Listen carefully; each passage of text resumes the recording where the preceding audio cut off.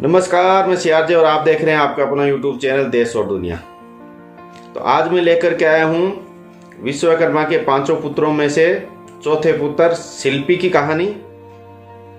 तो कहानी बड़ी ही इंटरेस्टिंग होने वाली है। तो कहानी को पूरा देखेंगे तो मुझे उम्मीद है आपको बहुत ही अच्छी लगेगी।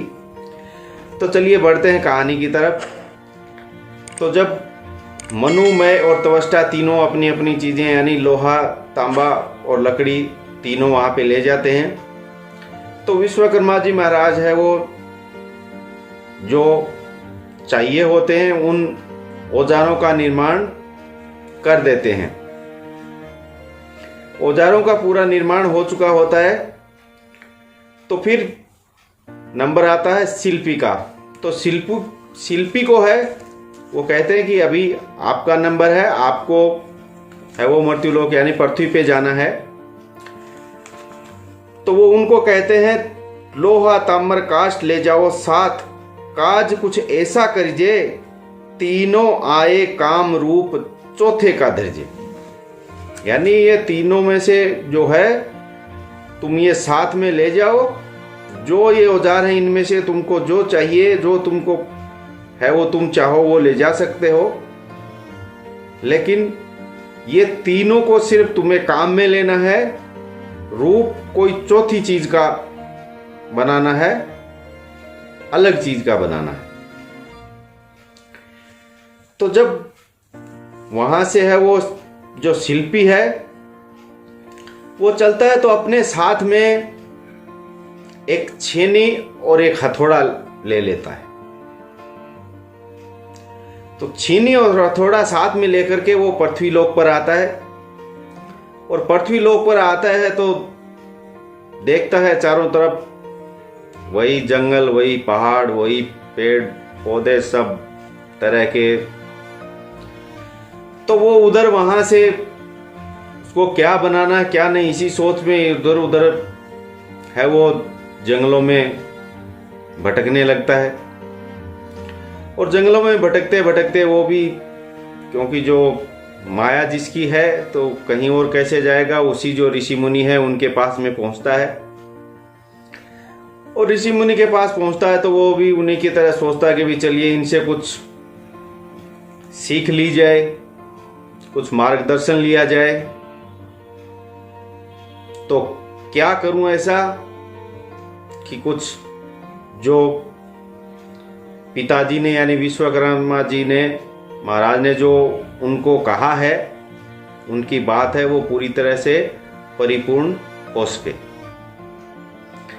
तो वो ऋषि मुनि के पास जाते हैं और उनसे कहते हैं कि महाराज आप, मैं विश्वकर्मा पुत्र हूं और ऐसे ऐसे यहाँ पे आया हूं, तो आप कुछ मेरा मार्गदर्शन करिए।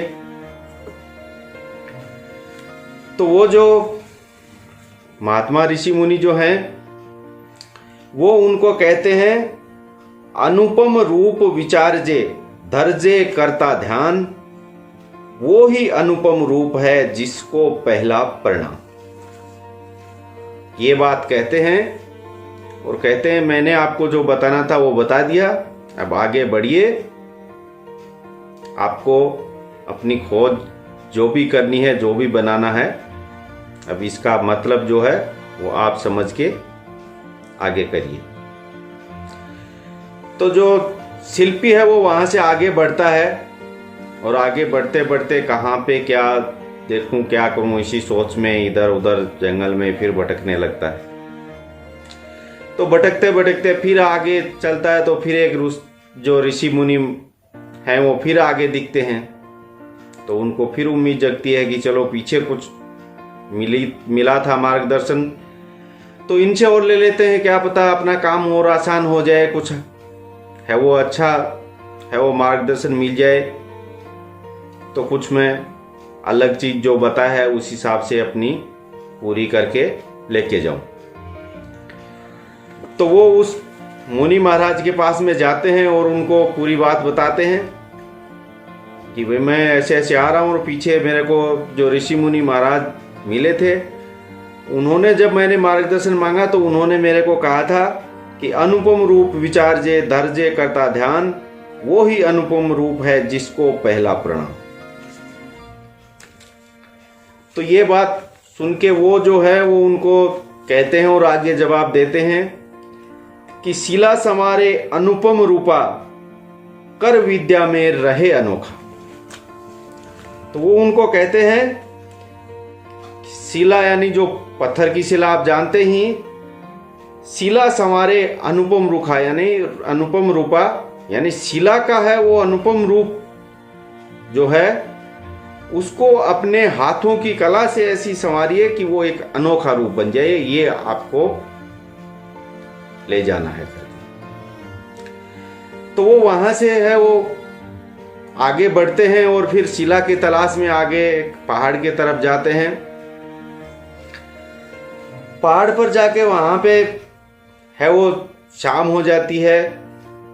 तो शाम को है वो उसी तरह से पहाड़ पर ही कोई गुफा देख करके उसमें ठहरते हैं। और दूसरे दिन सुबह जब सूर्य उदय होता है तो एक बढ़िया सी सुंदर है वो पत्थर यानी शिला लेते हैं और फिर उस छेनी और हथौड़े की मदद से उसकी एक मूर्ति बनाना शुरू करते हैं। और मूर्ति जब बनाते हैं तो बनाते बनाते वो मूर्ति जो है वो अपने पिता विश्वकर्मा जी महाराज की सेम बिल्कुल ऐसी मूर्ति बना के तैयार करते हैं कि देखते ही ऐसे लगे कि बस अभी मुंह से बोलने ही वाली है। एक वो मूर्ति बनाते हैं और दूसरा जो तांबा जो साथ में लेके आया था उसका एक कलश बनाते हैं।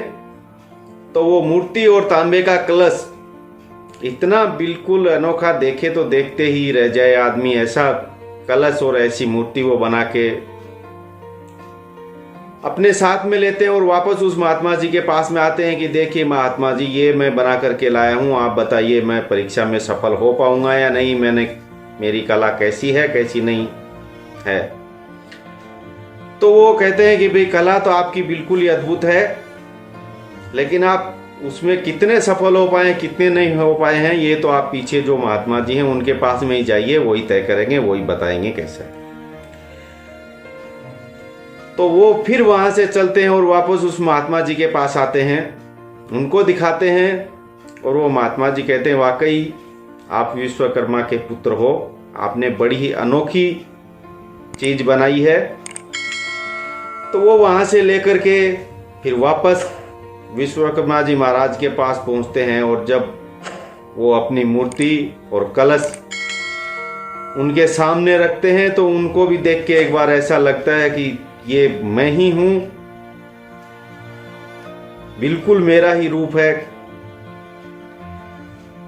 तो इस तरह से वो उससे बहुत ही प्रसन्न हुए और देख के उन्होंने कहा वाकई आपकी जो कर विद्या है वो हमेशा ही धरती पर बिल्कुल एक अनोखे रूप में जानी जाएगी। तो इसी तरह से वो अपने बना करके पूरी तरह से वहां पे उस काम में सफल होते हैं। तो ये थी आज की कहानी, और कहानी अच्छी लगी हो तो कहानी को लाइक जरूर कीजिए, शेयर अपने दोस्तों के साथ, रिश्तेदारों के साथ जो भी हो, फेसबुक व्हाट्सएप मैसेंजर पे आप शेयर जरूर करिए ताकि दूसरे लोगों को भी ये कहानियां मिल सकें। और अगर कहानी अच्छी नहीं लगी हो और ये लगे कि यार बड़ा टाइम खराब किया इसने, तो डिसलाइक जरूर कर दीजिएगा। तो आज के लिए इतना ही, आगे लेकर आऊंगा इस कहानी का छठा और अंतिम भाग, तो जल्द ही वो भी आपको सामने लेकर के आऊंगा। तब तक के लिए दीजिए इजाजत। धन्यवाद। जय हिंद।